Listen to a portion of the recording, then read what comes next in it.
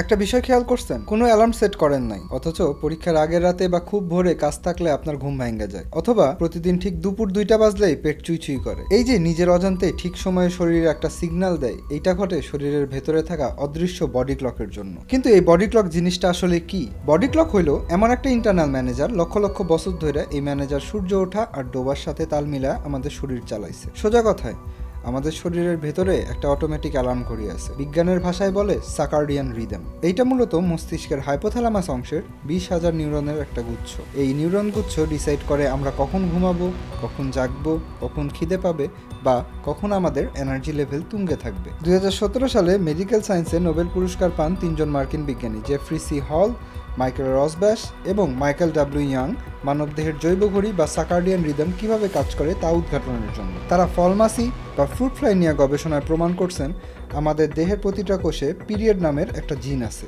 এই জিন 24 ঘন্টার নির্দিষ্ট সাইকেলে প্রোটিন জমা ও খরচের মাধ্যমে আমাদের ভেতরের ঘড়ি কন্ট্রোল করে। প্রাকৃতিক এই নিয়মের বাইরে গিয়া আমরা রাত জাগলে বা অনিয়ম করলে শরীরের এই রিদম উলটপালট হয়ে যায়। এর ফলে স্মৃতিশক্তি কমে যায়, ডায়াবেটিস, হার্টের রোগ, এমনকি ক্যান্সারের মতো মারাত্মক স্বাস্থ্য ঝুঁকি তৈরি হয়। বডি ক্লকের প্রধান সেন্সর আমাদের চোখ। যখন ভোরের আলো চোখে পড়ে, শরীর তখন কর্টিসল হরমোন ছাড়ে আমাদের জাগায়া তোলার জন্য। আবার যখন অন্ধকার ঘনায় আসলে আমাদের ঘুমের রাজ্যে পাঠায় দিতে মেলাটোনিন নামক স্লিপ হরমোন নিঃসরণ শুরু করে। অর্থাৎ সূর্যই ছিল আমাদের আদি জীবনের রিমোট কন্ট্রোল। বিদ্যুৎ আবিষ্কারের আগে মানুষের জীবন ছিল সূর্যের সাথে ছন্দ মেলানো। সন্ধ্যা হইলেই কাজ শেষ, চারদিকে অন্ধকার, আর শরীর বাধ্য হইতো ঘুমানোর সিগন্যাল দিতে। কিন্তু ঝামেলাটা লাগছে তখন যখন আমরা ভাবলাম আমরা প্রকৃতির চাইতেও বেশি স্মার্ট। বাল্ব বা ইলেকট্রিক লাইট আসার পর আমরা রাত্রে দিনে রূপান্তর কইরা ফেললাম। শরীর কনফিউজড হয়ে গেল। রাত 10টা মানে এখন আর ঘুমের সময় না হয়, বরং বই পড়া বা আড্ডা দেওয়ার সময় হয়ে দাঁড়াইলো। মানুষ 24 ঘন্টা কাজ করার ক্ষমতা পেয়ে গেল। শিল্প বিপ্লব আমাদের শিখাইয়া দিল যত বেশি রাত জাগবে তত বেশি কাজ হবে। ফলে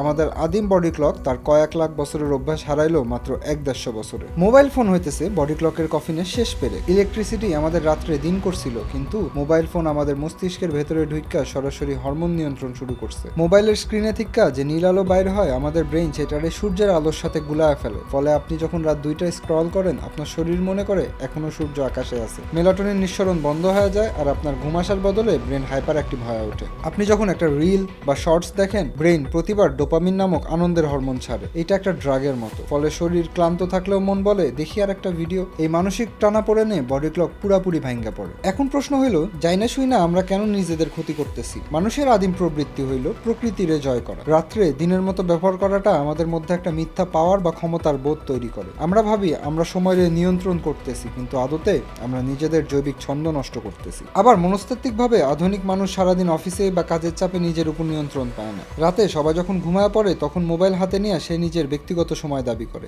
এইটা আসলে দিনের বেলার পরাধীনতার বিরুদ্ধে এক ধরনের সাবকনশিয়াস রিভেঞ্জ। কিন্তু এই রিভেঞ্জটা সে নেয় নিজের স্বাস্থ্যের উপর। এইটারে বলে রিভেঞ্জ বেড টাইম প্রোক্রাস্টিনেশন। এছাড়া রাতের নিস্তব্ধতা মানুষের নিজের অস্তিত্ব নিয়ে ভাবতে বাধ্য করে, যা অনেকের জন্য অস্বস্তিকর। তাই মোবাইল ফোন হয়ে ওঠে এক ধরনের এসকেপিজম বা পালানোর পথ। একা থাকার ভয় থেকে বাঁচতে আমরা স্ক্রিনে মুখ গুজে থাকি, যা আমাদের বডি ক্লকরে চিরস্থায়ীভাবে ড্যামেজ করে দেয়। বডি ক্লক ঠিক না থাকলে ওজন বাড়ে, ডায়াবেটিস বা হজমে সমস্যা হয়। রাতে ঘুম না হওয়া মানে পরের দিন খিটখিটে মেজাজ, মনোযোগের অভাব এবং দীর্ঘমেয়াদী ডিপ্রেশন। আমরা হয়তো কারেন্ট বা মোবাইল ছাড়া চলতে পারবো না, কিন্তু আমাদের বুঝতে হবে আমাদের শরীর এখনো সেই আদিম গুহা মানবের মতোই কাজ করে। মডার্ন টেকনোলজির সাথে শরীরের আদিম ছন্দের ভারসাম্য বজায় রাখাটাই এখন সবচেয়ে বড় চ্যালেঞ্জ। তাই ঘুমানোর অন্তত 1 ঘন্টা আগে ডিজিটাল ডিটক্স বা ফোন দূরে রাখার অভ্যাসটাই হইতে পারে আপনার বডি ক্লকরে আবার ঠিকঠাক করার শুরুর ধাপ।